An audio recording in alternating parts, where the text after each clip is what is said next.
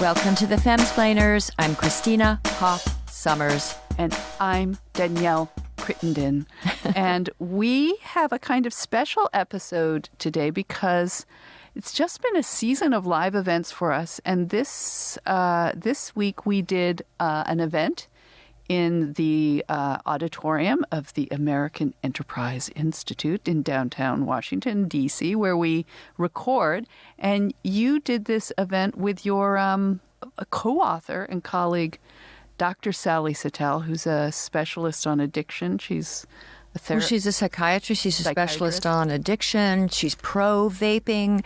Yeah. And as you say, my co-author. We wrote One Nation Under Therapy. But you said I did the event. You were there. Yeah, no, I meant we've been doing a lot of it. Yes, we were on stage. You see, I'm just going to tell you that I don't think your memory has improved since you stopped drinking. Okay, but I just want to say that I'm not the one who brought in, is that Harvey's Bristol cream? I mean, I agree. I should start drinking, if only to start bringing in better quality booze, because that was my I role. just didn't know what to bring. Reduced. I had an open bottle of wine, but then this has a screw, Harvey's Bristol screw, and I like it. But that's like from the 1970s. That's what you would keep, like it's you know, what I your drank. Jewish parents would keep over their refrigerator. It was my high school drink. Yeah, because it's like a gateway alcohol. You drink it when you're It has 12. a lower alcohol content.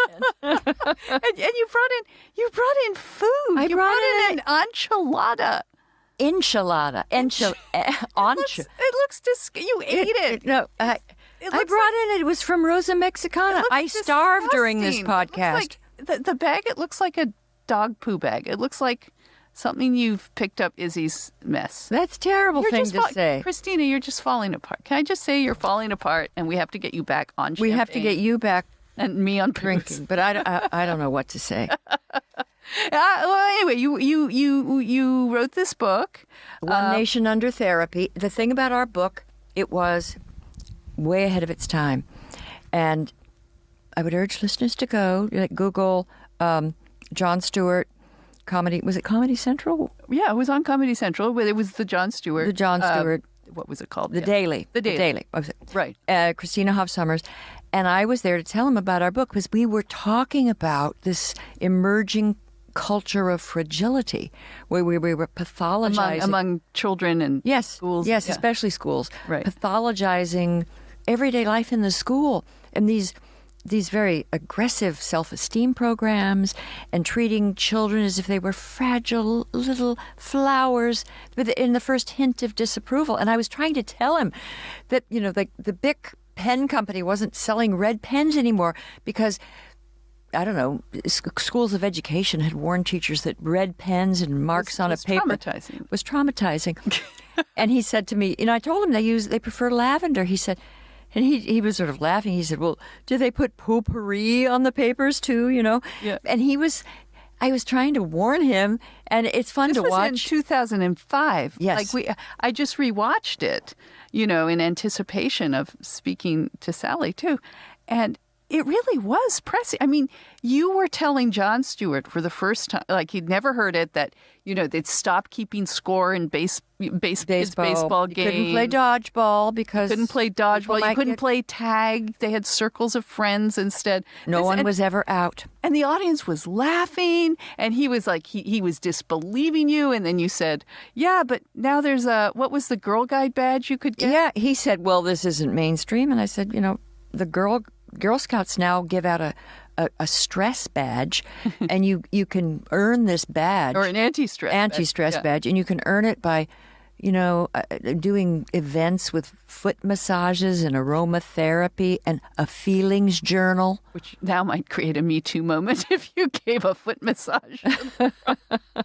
But no, at that point he just tore up his card. So it's really interesting. No, you were a fortune teller. You saw what was coming. We saw it coming, and no one believed us. And then the New York Times acted like, oh, this is just, an invented problem. No, it's not. We predicted snowflakery and safe spaces and trigger warnings. We didn't have the names. But then before we get to our event with Sally, recently also you did another event, but you did it without me. I know. I was a little triggered. I missed my Did an event, co-sprainer. but tell us about the event you did. Well, it's a great group that everyone should check out called We the Internet. And it's bipartisan. They make films, they have comedians, they do events, and they are focused on protecting freedom of expression and free speech, and teaching people about the First Amendment. And we had a very good discussion. That doesn't sound like a barrel of laughs. Well, the comedian was funny, and actually it was interesting because we talked about hate speech. Because if you ask lots of people, do you think that we should ban hate speech? Do you think the First Amendment protects hate speech? Which it does, because it just turns out it's very hard to define. And when no one's been able to do it, schools have been trying. And, all of us would like the world to be more polite and gracious, but sometimes the truth isn't polite, and sometimes you have parodies and you have, satire.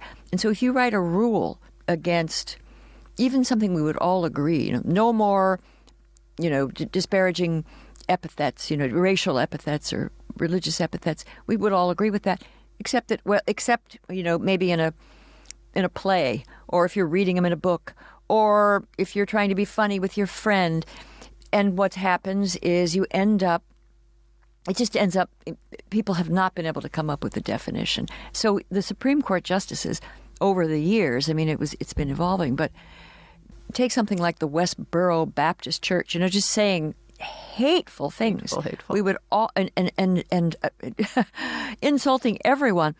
The Supreme Court came down on their side because it was a viewpoint. Yeah. And we don't have a ministry of truth. We do not want, none of us really, as Americans, maybe you as Canadians do, but Americans don't want to have a body of people. The true north. The true north. Who can tell us what we can't say. North. Now, it's not that we don't want to fight hate speech. We all agreed we did. It's just censorship is not the best way to fight it. There are other ways. Also, the minute you start to deconstruct a joke, it's really bad. It's no longer funny.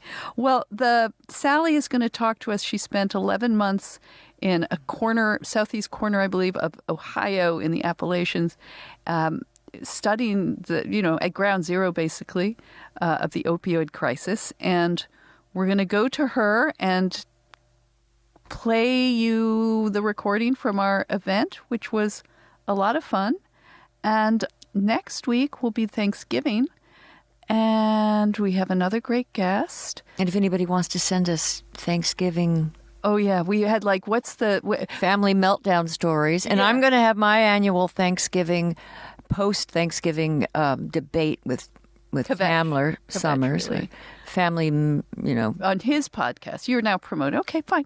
Very Bad Wizards. We promote them sometimes. They never promote us. I think maybe you should bring this up. Well, I'm bringing it up. But Thanksgiving. But I do promote another Canadian podcast, Two Philosophers, Four Beers. Yes. And then met those guys. We like those guys. Yeah, because they came. We saw them, but never the Very Bad Wizards. Would they?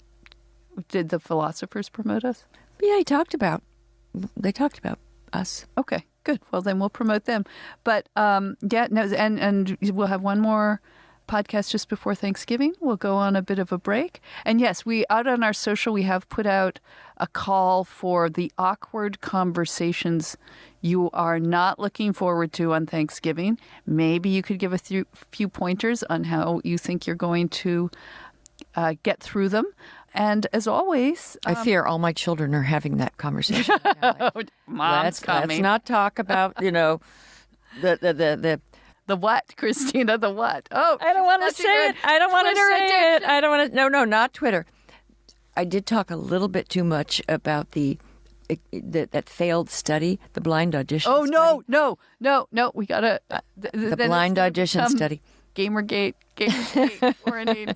I'm going to take away that Harvey. I want to have a whole Gamergate episode of the Femmes. Well, I think there are some listeners who would agree with you. But if you want a Gamergate, if you want to Gamergate this before we go to Sally, if you want to Gamergate, maybe if you supported us on Patreon, we might be more responsive to your needs. In fact, we might even have a special Patreon Gamergate episode, or maybe And with Harvey Bristol's cream being Harvey's served. Bristol cream. Anyway, yes, please support us. Every podcast, it's so wonderful. We get a few more patrons. We're still not meeting our costs. If you want to stop Christina from having to drink something like Harvey Wallbanger. I'm at Harvey Wallbanger. She's at Harvey Wallbanger. I thought they drank this at Oxford. Think of us. I thought it was like... Yeah, and they're all like 18 and Or actually 87. And we really need it. Christina's threatening to quit because she's wondering when this podcast is going to amount to anything that will support Well, her. just because I met a famous podcaster and he was just saying how much, it's so lucrative. It's hard work, but it's worth it. It's so... Yeah, guys. But we would just be happy if we met our costs. So please, patreon.com/Femsplainers. And let's now transport you to the auditorium of AEI and listen in on our important discussion with Dr. Sally Satel.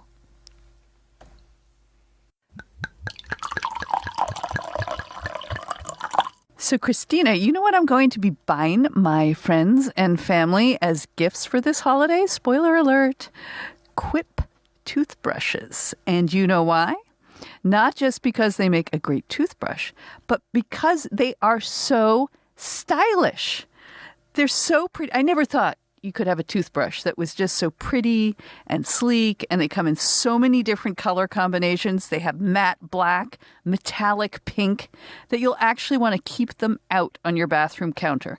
And they start from only $25, dramatically less than other electric toothbrushes. Well, I've told you I love my Quip toothbrush, and it helps me keep up my good brushing habits. Quip's electric brush, it has these very sensitive sonic vibrations with a built-in timer and 30-second pulses that guide you, while you're brushing. So you can't just, fail to clean your teeth. It forces you to do it. And they have this floss dispenser. And the Quip floss dispenser comes with pre-marked string to help you use just enough. Plus, Quip delivers fresh brush heads, floss, and toothpaste refills to your door every 3 months with free shipping. So it's just routinized. You can't go wrong. And just to go back to its great style, it has this multi-use cover that works as a stand. It mounts to mirrors, and it slides over your bristles to pack and protect your Quip on the go. So it makes traveling with an electric toothbrusher easier. Plus, there are no wires or a clunky charger. I hate those. And it runs for 3 months on a single charge. And if you go to getquip.com/femsplain, and you go there right now, you will get your first refill for free. That's your first refill free at getquip.com/femsplain, spelled GETQUIP.com/femsplain. And that's to get your first refill free. But my question, Christina, is, will it take out the enchilada bits? I'm starving. I brought an enchilada. And there are no bits.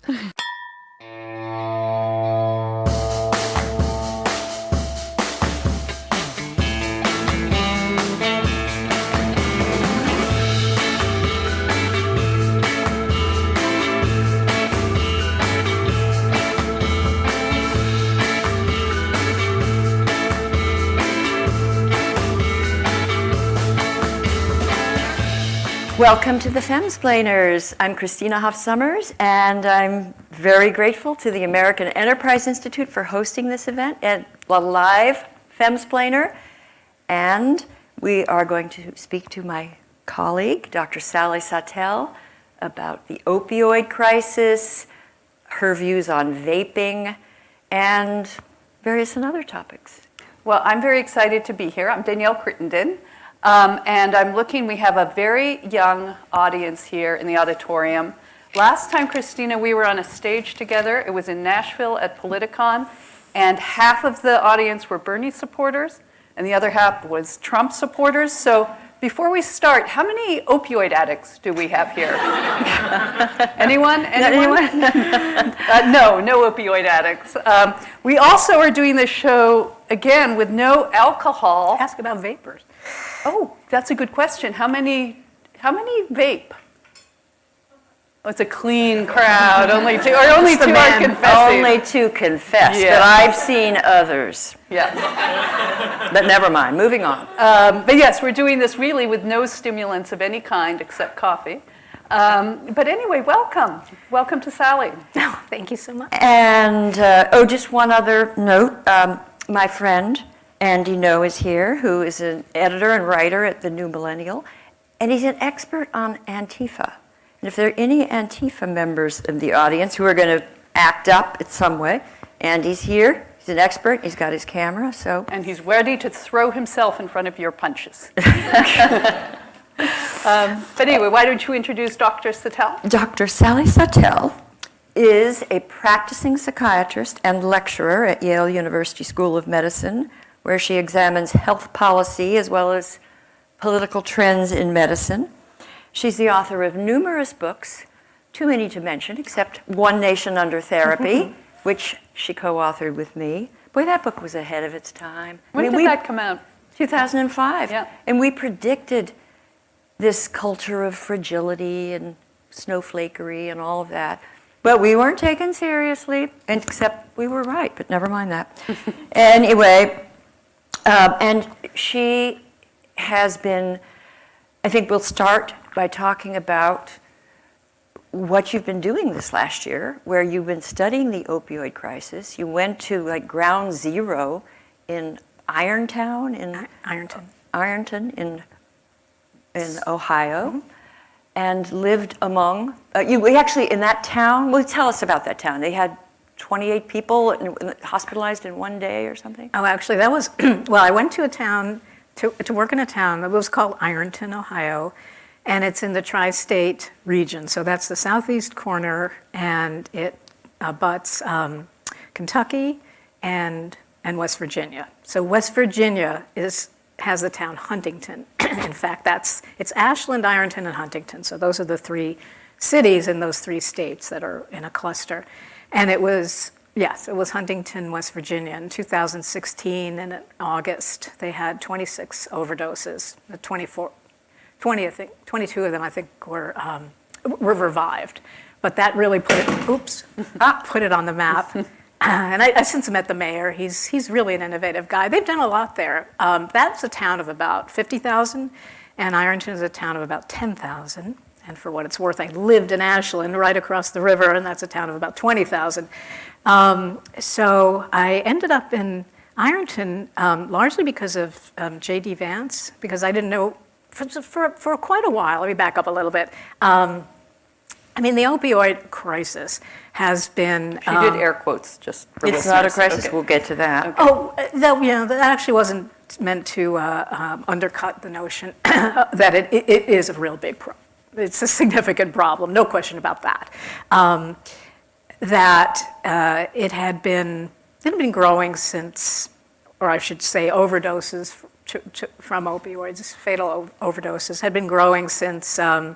Frankly, they've been starting since the early to mid 90s, but the CDC mostly measures them now from early 2000 or 1999 onward, and but they didn't really capture. If you didn't live in these afflicted places, they really didn't capture the public's imagination, I don't think, till around 2015. And that was during the presidential primary when, Hillary Clinton and others, they'd go to these small towns, Manchester, New Hampshire being notorious because in addition to Appalachia, northeastern Massachusetts and Maine and New Hampshire were also affected heavily. And they went there ready to talk about immigration and jobs, and all people talked about was pills and heroin. And in fact, Hillary the nominee Clinton did respond with a plan. Others talked about it a lot. Remember Carly Fiorina talked about her personal experience, I think, with her stepdaughter. And I think Christie, everyone really did make mention of it, but I think that's when it really penetrated public awareness, even though I'd been aware of it since the late 1999 is when OxyContin was sort of dubbed hillbilly heroin. But And so every article I would read say there aren't enough mental health people, there isn't enough help, we don't have people with a waiver, and there's a special waiver that you need in order to prescribe something called buprenorphine or Suboxone, which is a treatment for opioid addiction. And I thought, well, I have that, and I could what do the it. heck? Yeah. I can do it. And so anyway, it took quite a while to find a place, and I almost gave up. But someone said, why don't you ask J.D. Vance? It never occurred to me. The author of Hillbilly Hillbilly Elegy, of course, Elegy, yeah. who comes from those parts and has risen to great Oh, yeah. fame now and wrote his beautiful book based on the people who are so susceptible now to Well, this. his family was one, Right. his mom in particular. So, I asked him, and he found me this little town, Ironton, in Ohio. And in fact, the person who kind of raised their hand in a meeting when a whole, I think, group of social service workers were asked if they'd like to have a psychiatrist for a year, making me the only psychiatrist in the county, which just shows how So impoverished people who could prescribe methadone to them in that town? Or where- Actually, they didn't have methadone there, but if you're referring to this Suboxone drug, actually, nurse practitioners Oh, they could. and PAs, Okay. they really do a lot of the heavy lifting in these small places, and I was impressed with them. But anyway, so that was how I found my way there. And in fact, just a little interesting aside, that the person who sort of raised his hand and said, okay, we'll take her, was head of something called a community action organization, which I assumed was just a name for a local coalition, but it turns out it actually traces back to the war on poverty. And these were one of the earliest programs that were put into the 1964 Economic Opportunity Act, and there were thousands of them all over the country, and they were supposed to, kind of naive to think they could obliterate poverty, but to really focus on that and reduce it.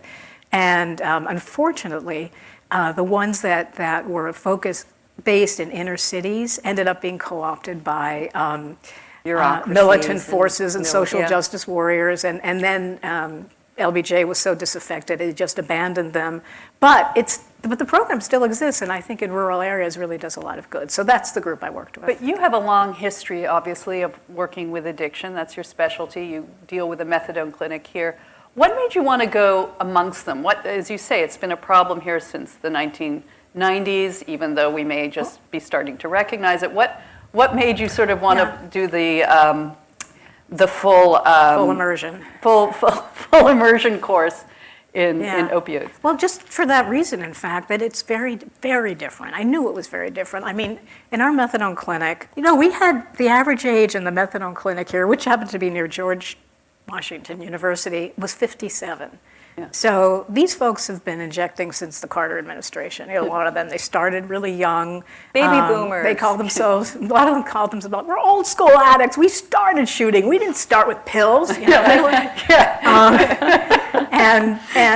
you snowflakes. very different population, almost exclusively African American here, and and of course traditionally more white. Started out with white folks in these distressed areas, and again, as I said, pills didn't play a significant role in urban opioid problems, at all. I mean, I had patients who'd take anything you'd give them. They'd buy Xanax outside the clinic and things like that, and probably handfuls of Percocets. But that's not what started anything. And it is true that that the prescription opioids did play an instigating role, a pretty big one in Appalachia. And the town I was in, but you would call it more like Rust Belt Appalachia. It wasn't really deep into eastern Kentucky or West Virginia. I mean, close enough, and certainly was a very troubled place. But, So they started with the pills. How did so many pills get there? well, it's an interesting story. The common narrative is that, OxyContin is very prominent in the time narrative. released. Yeah, and it does have a big role. I'm not downplaying it. But the common narrative is that, they swooped in, the drug reps who denied that practically were denying that this drug even had addictive potential. And I suppose there are always rogue drug reps, and they could misrepresent the drug. Anyway, so OxyContin was always Schedule II. It's, as the name implies, the active opioid in there is oxycodone, and the contin part comes from the word continuous. So it was supposed to be and approved for a 12-hour release, which of course is beneficial if you have chronic pain, because you'd want a steady state for as long as you can maintain it. And infrequent dosing is the best way to get that. If you have to take something every 2 or 4 or 6 hours, you get more peaks and troughs, and you want it stable. And the other advantage to OxyContin was it was pure oxycodone. It didn't have Tylenol or acetaminophen, didn't have aspirin. And I mean, if you just have your teeth out and take 3 days of Percocet, it's not a problem to be exposed. Percocet is oxycodone and acetaminophen, and that's fine. And of course, you probably take Tylenol all the time. But years and years of exposure to aspirin and oxycodone can cause, for aspirin, it can cause liver damage, even possibly kidney damage. Hearing loss? Well, in super high doses, and it is unusual, but it does happen, yeah. And of course, Tylenol in high doses taken all the time is bad for the liver. So it had its advantages. To make a very long story short, the drug reps did come down there, mainly because there was already so much opioid prescribing, because there was so much hard labor going on there, mostly mining work, to some extent timber. So it was already a tradition of prescribing these drugs. And that's how you market something. You go to where there's already a demand for it. And it was overprescribed, there's no question about it. It was, because it was time release, there was a lot of drug packed into it. The highest dose at one time was 160 milligrams, which has since been discontinued, but the Percocets are 5 and 10 milligrams. This is 160. Wow. If we took that, we conceivably could die if we were not used to that medication. So people chopped it up and snorted it, and these were people who, I have to say, they knew what they were doing. They were probably, we know that the average person who does develop an addiction to prescription opioids is already at high risk because they've had a previous problem with alcoholism or drug abuse, or they're depressed or going through some sort of existential disarray at the time, which is not uncommon in some of these places. They're very economically stressed, and they're difficult places. They're isolated. For younger people, there's just a crushing sense of boredom and a worry that, what is my future? I mean, the horizons look very dark for some people, and when you don't see much hope, I mean, it's not that much of a stretch to understand why people would want to medicate that. Was this hopeless? Did you come away after 11 months and go, no helping these people? Like, what was your... Well, the problem is that we're in the third generation now.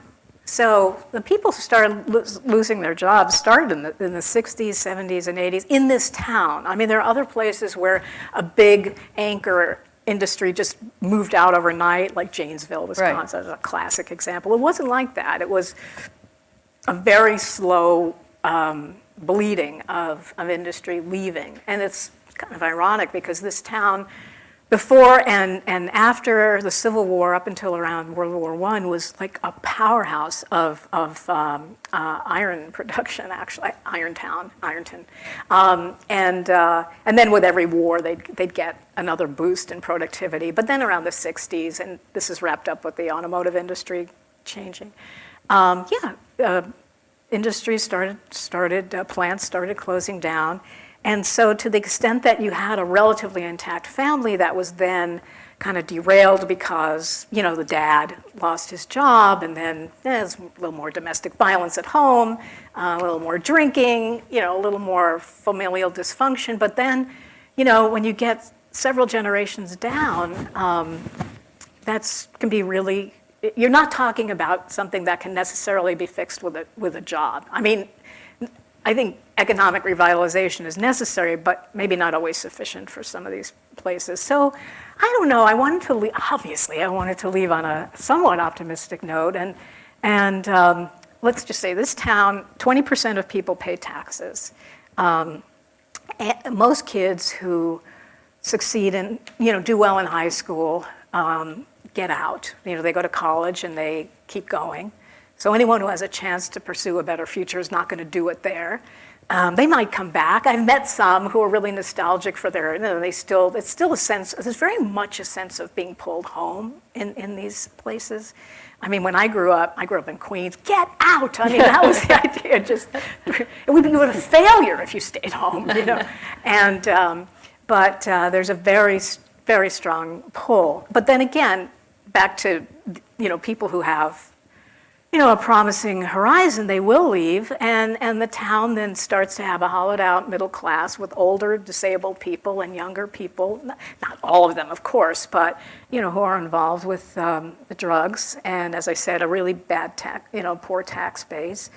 And a downtown that I was told looked a lot worse, but you could still find some empty storefronts. And then there's this little brigade of heroes, of tell us about them. Well, there's the Episcopal priest, and I don't mind, so I'll say that. An atheist Jew, and which may be redundant, I don't know. Triggering. But my best friends were, I want to say my best friends were highly religious people. Then again, I think from the pool of folks I had, everyone was quite religious, and that was really different. I hadn't really been conscious of that among friends, and how prominent it was in their lives, and how apt they were to call their jobs a calling. But yeah, my two best friends, one was a couple, and they were very devout Baptists, and the other was this Protestant minister. Did they try to save you? Well, I actually went to church more in, I think, a year than I ever went to synagogue. But this couple, I mean, so I would go to church, and they'd introduce me to people, and they'd say, "This is Sally, she's visiting from," and I say, "I'm an atheist Jew." Say, "What?" Because they say, "Which church do you go to?" And I'd say, "I'm an atheist Jew." That's great! I mean, they were so happy that someone would, now maybe it's because, you weren't going to compete with them or something, setting up another church. Maybe they did think that, there was a possibility here. But what the husband of the couple said to me, because he kept giving me books, and I said, "You realize I'm really skeptical." And he said, "That's all right, at least you're open-minded. At least you," he was so touched by that. And these people really lived it, they were devout, and they truly, their life was really informed with, what Jesus would do. It was very inspiring, actually. So there was that, and the Episcopal, minister was a wonderful lady, 74 years old, but more energetic than I am. And, worked with her parishioners all the time, and with little, community groups to try to keep the kids busy after school, and food banks and this and that, and trying to, and then there were business people that was trying to recruit businesses, but it's hard. It's a town with pretty crumbling infrastructure, so you're not going to find, who's going to want to set up a town where you'd have to do so much work that way. Now there was some hope that maybe an aluminum rolling plant would open up in Kentucky, which was right across the river, and that wouldn't change everything, but it would really be helpful. So that's exciting, and maybe that will happen. But it was all these preachers, and a lot of them were kind of non-denominational, because it seemed that the churches really weren't maybe that well attended, but at least people did have some appetite for spirituality. So these other kinds of churches were thriving, churches that were just devoted to people with drug problems. And I met this wonderful guy who is obsessed with Jonathan Haidt. When I first met him, he... Say who Jonathan Haidt is. Oh, Jonathan Haidt is a social psychologist. Now he's at NYU, but he pretty much pioneered, or at least did a lot of research and really made famous the idea of moral psychology. And so this guy had already had his career. He was kind of a plastics, worked in plastics. He Sounds took like- the graduate I was just gonna advice. say, He went plastics. And he retired, and for some reason this man was obsessed with coffee roasting. I don't get it, but so he wanted to open his own little Cheers downtown as a gathering place, and he opened it while I was there, and it was good. You know, they had Friday night, whatever. Open mics, this kind of thing. And it really was a bit of a gathering place. Now, again, you just try to multiply that by a lot, and hopefully you can get more of a civic infrastructure. But Right, but aside from the economic, and I'll move on to vaping after this. But what a I lot want of to, vaping down there. yeah, A lot of it. okay, well let's. Yeah. A lot of Trump voting. Yes. One of the questions, or one of the myths that you blow it open, as it were, was that we so fear opioids now as not just this, working class Appalachian problem, which it obviously is, but also that your middle class daughter plays soccer at her school can get an injury and then suddenly become an addict, which we've all heard those stories and read about them. You say the underlying problem of addiction is that people who are going to get addicted, even the most poster children or poster people for seemingly successful, happy lives, you have to have a disposition, not just to addiction, but there has to be something wrong. And I'm just going to quote something that you wrote that I thought was so beautiful. You said, in fact, the people who become addicts or abusers are rarely new to drugs. Opioids acquire their dark power when they keep souls, not just broken shoulders and teeth, from throbbing. It's a long journey to get people where they can tolerate their lives without drugs or alcohol. And so what you're seeing, I guess, in this town and towns like it, it's like the whole town is having the dark night of the soul, as it were. As you mentioned, boredom, lack of economics, but what about the predisposition? I mean, I assume there are people there like the coffee roaster or like, and the ministers They weren't who going to be are addicts. who aren't the addicts. Everything you said, I just want to take it back for a minute to when I talked about all these levels of explanatory levels for addiction. And as I said, none of them are mutually exclusive. But one of those levels is reasons. I mean, you never think, when you think of conventional illnesses, you don't say to someone, why did you get cancer? Why did you get, and even if it was smoking, for example, even if it was smoking, that becomes an autonomous physiological process that you can't affect. Once it's begun, you can always try to intervene in your own addiction, either by getting help. In fact, most people do stop on their own. But in any case, the reasons is very important. I mean, when you read any addiction memoir, you can see what people are medicating.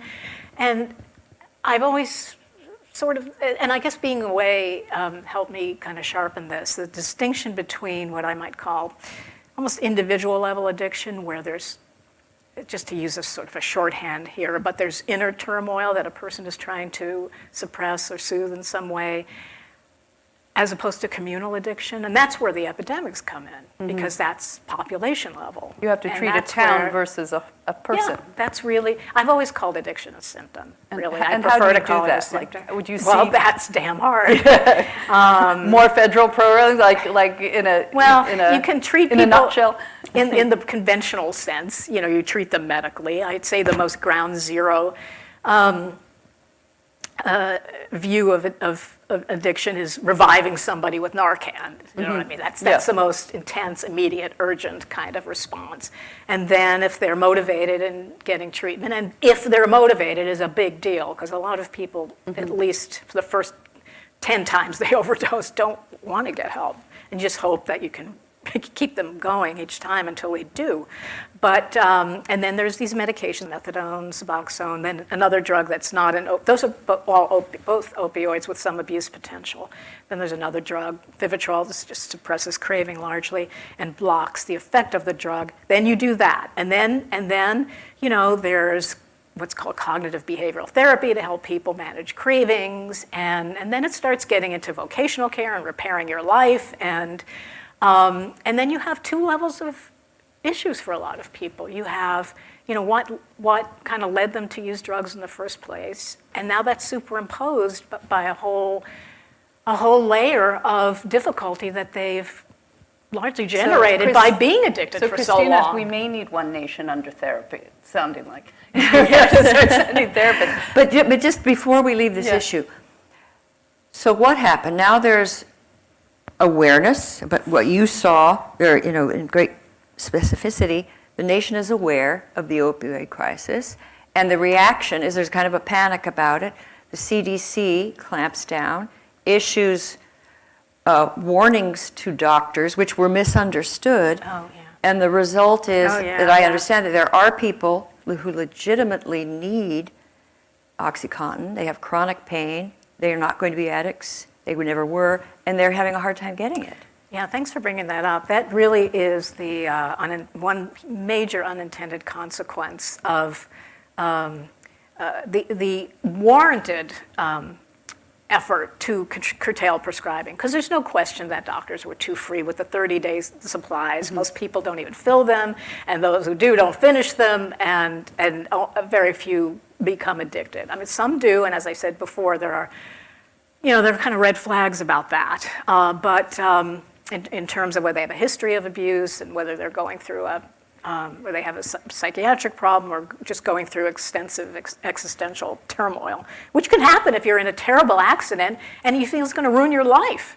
That's how you get those stories of everything was great until my kid was given a Percocet, and it wasn't the Percocet per se, it's the fact that the Percocet was then given to a child who now sees his or her life ruined because his sporting career is over, or this poor disfigured girl thinks she'll never get married and have a life, and it's not dealing with the trauma of the event that's itself. Exactly right. It's just reacting to the medication. I think that's why so many veterans would get in trouble with drugs, as they were treating PTSD. Yeah, they may have needed it for their injuries, but it was mainly what became the problematic thread in their situation was the post-traumatic stress disorder. But anyway, no question, doctors prescribed too much. Remember, in the 60s, 70s, 80s, doctors did not take pain seriously enough. We were under-treating pain. And then there was a big pain movement to liberalize prescribing. And even for cancer, they weren't treating pain adequately. And for childbirth, they weren't treating pain. Oh, yeah. Anyway, and then, long story short, skipping ahead, as we said, pendulum swung too far in the direction of promiscuous prescribing. And I'm not even talking about pill mills, which were flat-out criminal enterprises, where you wanted to legalize drugs? Well, we did do that. They were called pill mills. And you could just pay cash and walk out with bottles of opioids and benzos and then sell them for $1 a milligram. And many people did that. I mean, the black market just thrived in that way. But the problem is, with cutting back, it was just too blunt an instrument. This idea that people should, and the CDC, and to their credit, they really tried to correct this. They had written guidelines in 2016, which I have to say, unlike my feeling about the CDC and vaping, those guidelines they put out were not bad. They were intended for primary care doctors, and they had to do with, how to prescribe opioids for chronic pain, not acute, not for a broken ankle or something, but, for people with severe ongoing pain. And they mentioned something about, I'm paraphrasing here, but basically try not to go over, or be cautious about going over 90 morphine milligrams of cocaine. They did not say to take people off their medication, but unfortunately, that frightened doctors. Scared the heck out of doctors. They were taking, and still are. I get letters every week from people who were using their medications responsibly. That was one thing. If you're selling your meds or giving them away, or you have your own problem with overuse, that's different. But people who are responsibly using it, who went from, being bedridden to at least being able to take care of themselves at home, to being bedridden to actually being able to work. I can't tell you how many doctors have called me,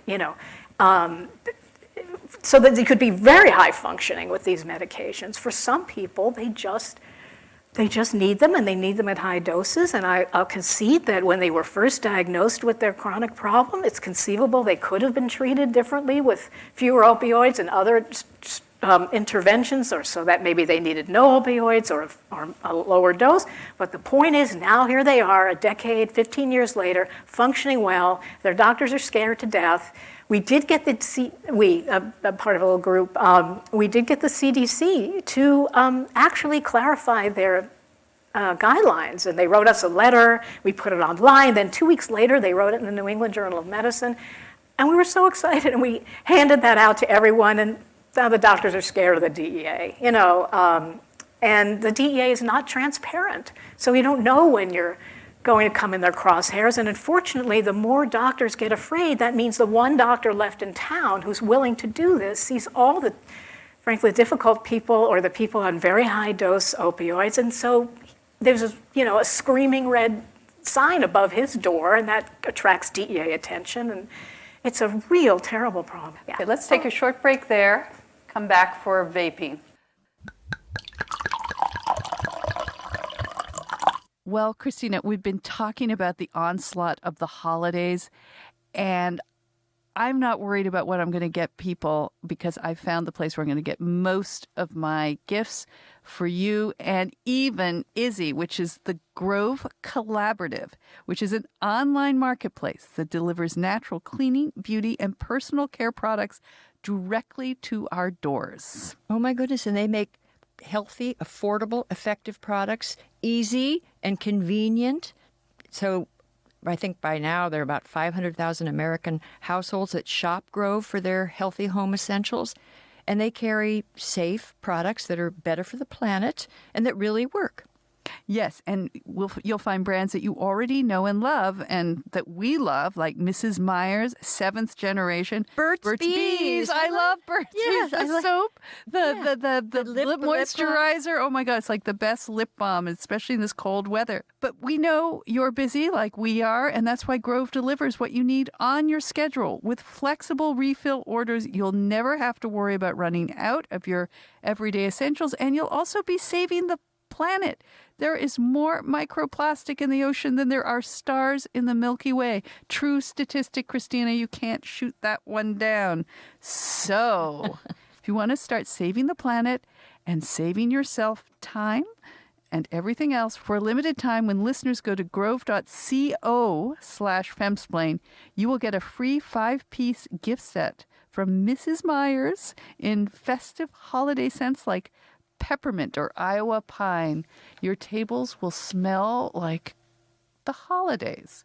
So go to grove.co/femsplain. That is grove.co/femsplain. Get this exclusive holiday offer, and I am definitely looking for dog breath mints for Izzy.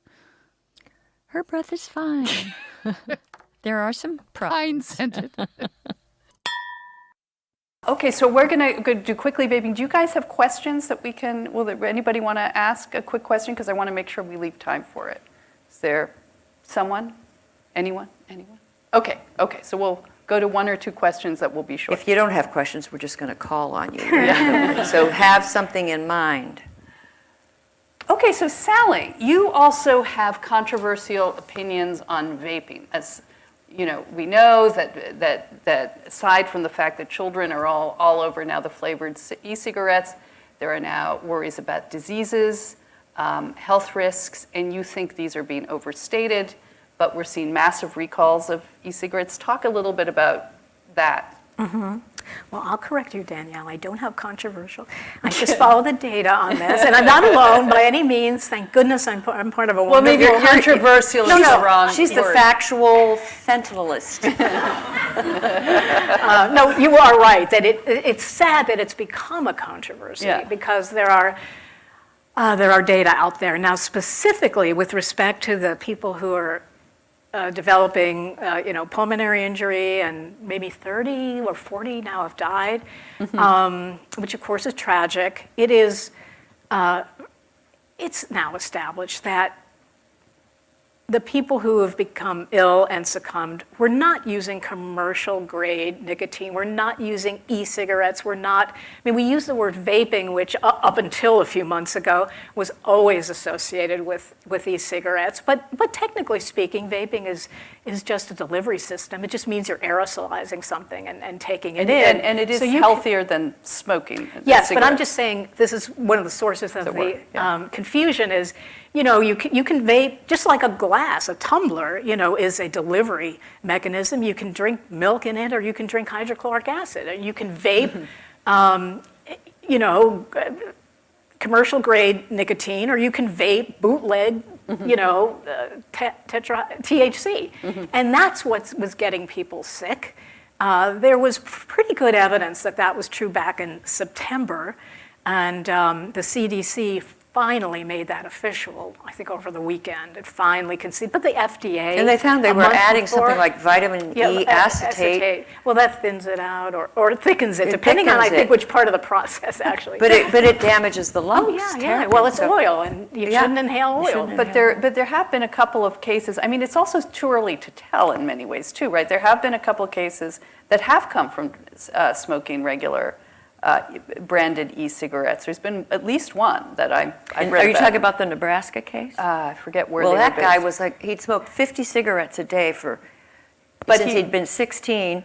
No, but there was some question that they thought that's why he died, and then they unearthed it because they realized, no, this could have been an effect of an e-cigarette. But it's only been with us a short time, right, comparatively, vaping. It's been with us at least 10 years, so you would expect to see people dying earlier than this, because this is clearly an acute phenomenon. God forbid it's not a cancer, which does take years to... Right. No, there's really no question, and that was an egregiously misrepresented case, in my view. Now, I wouldn't... It is possible that somebody got a bootleg. I mean, you can get e-cigarettes from China online, and I wouldn't touch it.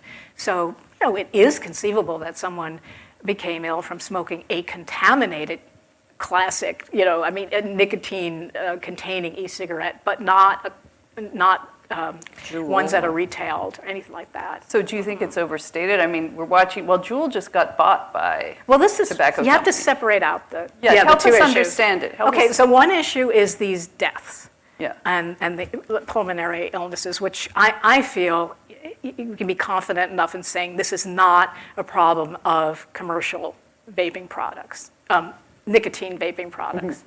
Then you have the whole question of, forget that even happened, this whole question of kids vaping. Because for adults, smokers, that's who this product is intended for. It was developed in 2003 by a Chinese inventor, and the first one in this country, I believe, was on the market in 2007 or 2009.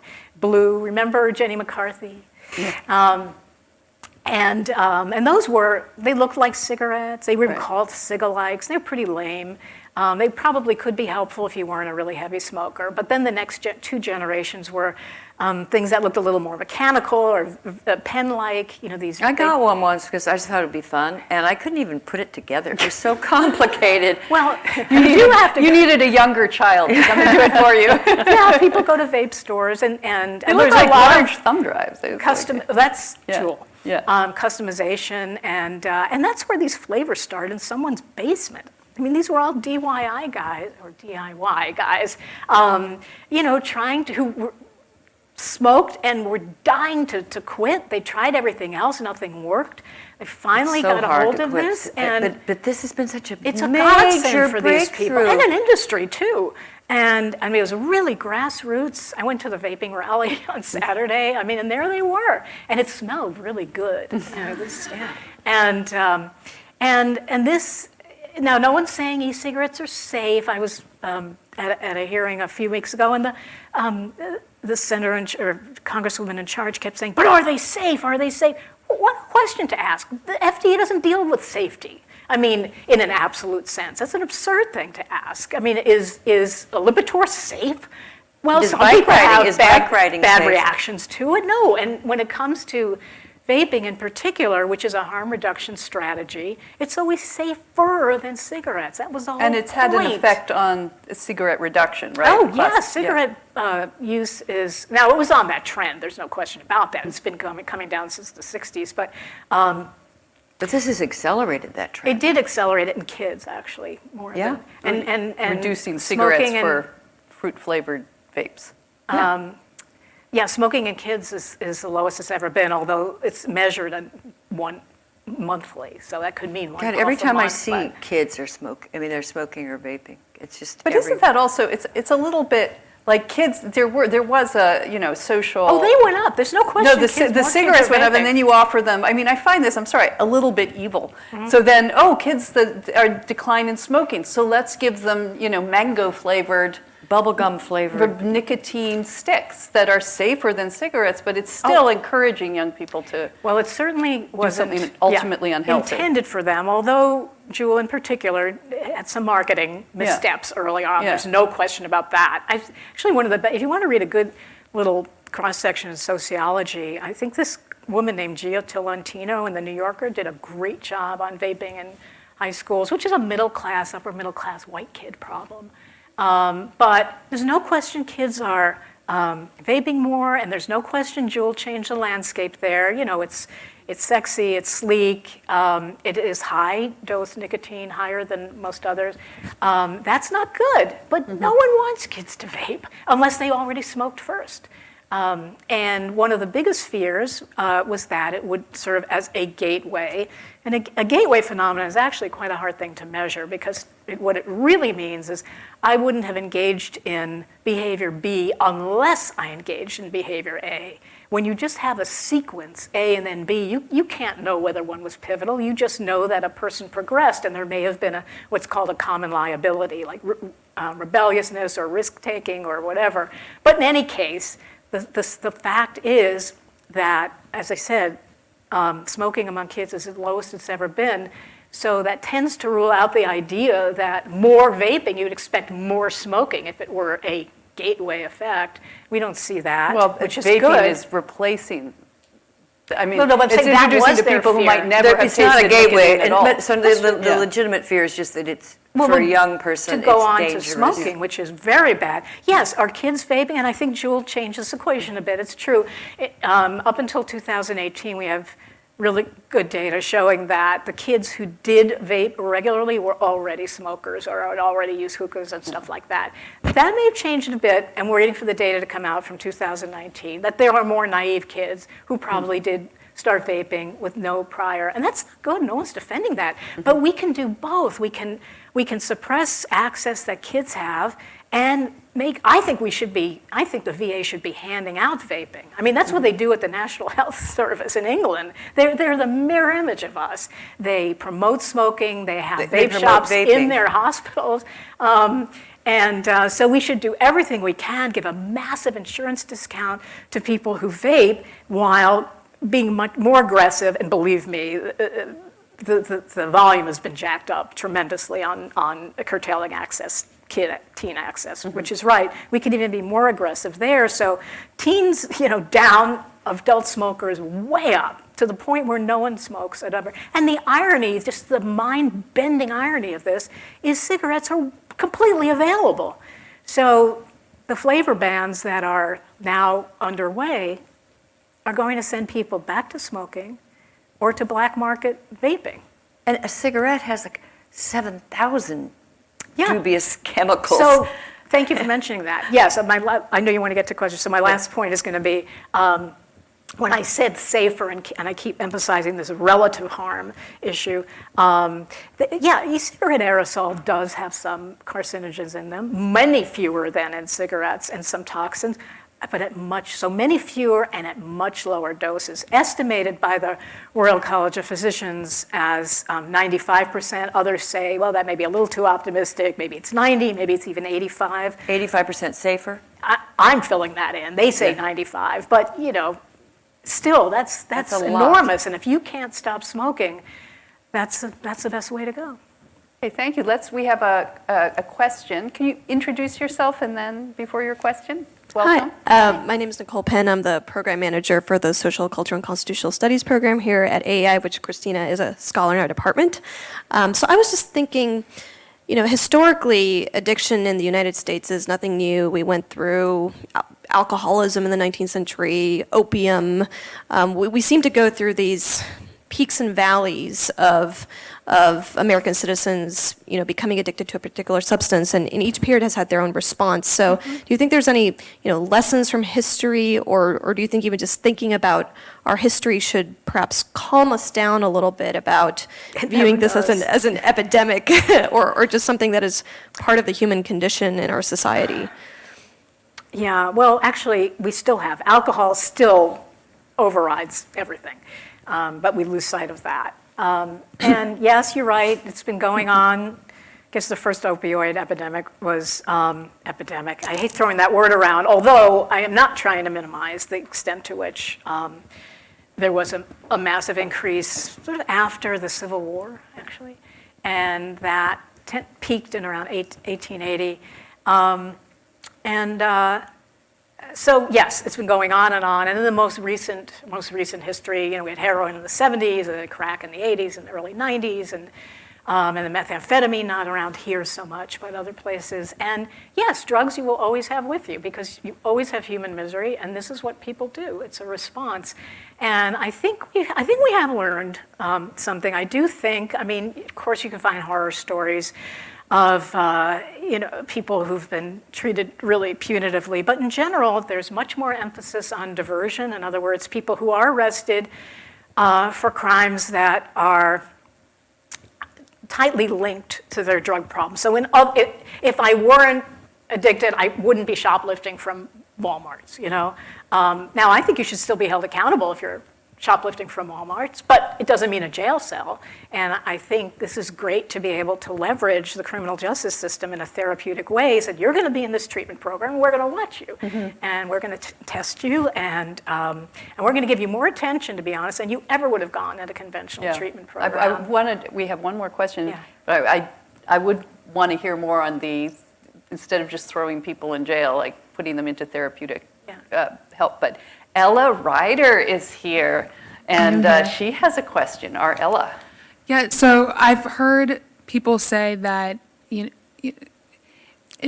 comparing the opioid crisis to the crack epidemic, that people only care about this issue because it affects the white working class. And I'm just wondering if there are any parallels between the crack epidemic and the opioid crisis, or if they're completely different and shouldn't even be put in the same bucket. That's a good question. That's what Dave Chappelle said in his special, about the opioid crisis. It's like, Now you've got now it. you've got it. Yeah. And don't worry, we don't care about you either. There is something to that. And Nicole, one reason it got so much attention, people are dying. These drugs are more lethal. And they're often not used by themselves. If you use it with Valium-type drugs, you're going to increase the lethality. And now we're in the fentanyl phase. I mean, we left the pill phase in about, I'm not saying pills aren't abused, they still are, but that peaked in around 2011, and then heroin started taking off in 2010, and 2013, 14, fentanyl started coming in. That's 50 times more potent than heroin, and you can't fight an overdose. You can't fight with an overdose death, although some say coroners aren't even that consistently good about labeling certain deaths as due to opioids. But at least we know who died versus who's addicted. The latter is much harder to measure. So yeah, there is something to this. I would say the crack epidemic has lots of parallels to what's going on now, because any epidemic is a reflection of a community. And Atlanta and New York and Boston and all these. I guess crack was in LA, but that's all again reflective of communities that are struggling. So I think a number of things changed. I do think it is probably more when white middle class kids, in high schools got affected. That created a lot of attention and energy, and that's really relevant to the vaping thing as well. And then, but a lot of things happened. I think that over time we were kind of acknowledging a sort of drug war fatigue, what we were doing isn't working, and a kind of weariness about incarceration. And these things all came together at the same time, I think, to lead to a somewhat, I would say definitely a softer approach.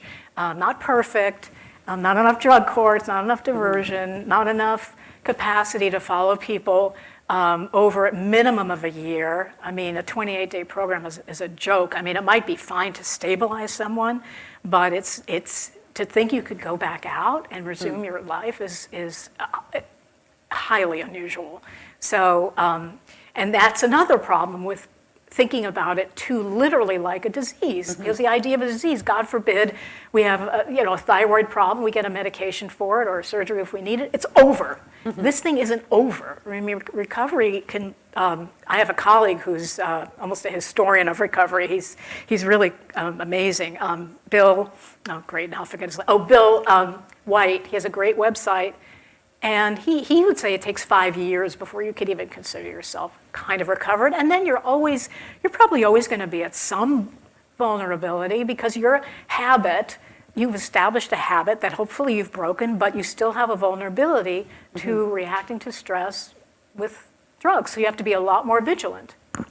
I'm just going to, we have to wrap this up, but I just want to go back where we started with our book, One Nation Under Therapy, and where we talked about PTSD. And at that time, the concept had been enlarged to include all sorts of cases that weren't really trauma. And now, what do you think about what's going on today? I just read yesterday that at Northwestern, the student newspaper had to apologize to the students because Jeff Sessions had come to speak, and they had done a report about it and taken photographs of the crowd and asked people what they thought, and the students were traumatized by the whole event, and they had to, issue this formal apology.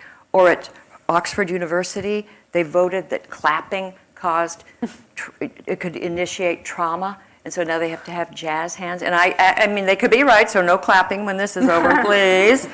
Have you heard about this? I mean, just this, the way we will take a concept and then get sort of panicky about it, and enlarge the meaning to encompass everyday life, and we're just pathologizing normal. Oh, I know. Well, of course I've heard about it. I'm your friend.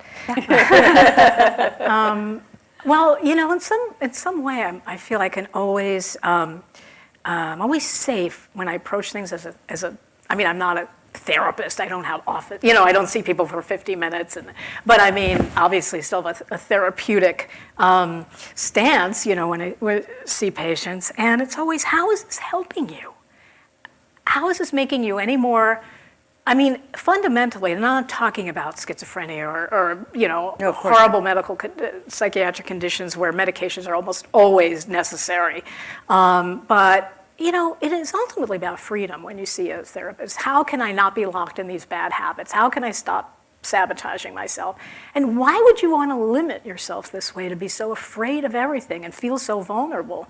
That just undermines yourself. So I'd be much better dealing with an individual, frankly, than trying to change a culture. Do you have any clinical diagnosis? Well, like we've speculated about opioids, but this campus fragility and hysteria. Vulnerability and hysteria. Do you have any insights triggering into how we might treat it? Well, that's what I was just saying. That's why I prefer to work at the individual level. With methadone, it's well, you easier. have to have. I mean, one thing I can tell you is it's got to be modeling to some extent, because to the extent that faculty put up with this stuff, you're going to get it. They didn't So just put up that's with a it, they big theorize about it and encourage it. Then I think it's going to be a very hard battle. Well, let's give do we have time? Yeah, I have this fear that they're gonna come and throw us all out because we were told that the room was booked at 2. But if we're okay, we're okay.